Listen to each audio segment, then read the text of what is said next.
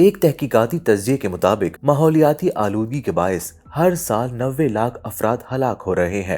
تجزیے میں بتایا گیا کہ زہریلی ہوا، آلودہ پانی اور سطح انسانی صحت کے ساتھ زمین کے لیے بھی خطرہ ہیں اور ان کے باعث معاشروں کا استحکام متاثر ہو سکتا ہے۔ آلودگی کے باعث ہونے والی اموات نے دنیا بھر میں ٹریفک حادثات، HIV ایڈز، ملیریا اور TB سے ہونے والی مجموعی اموات کو بھی پیچھے چھوڑ دیا ہے۔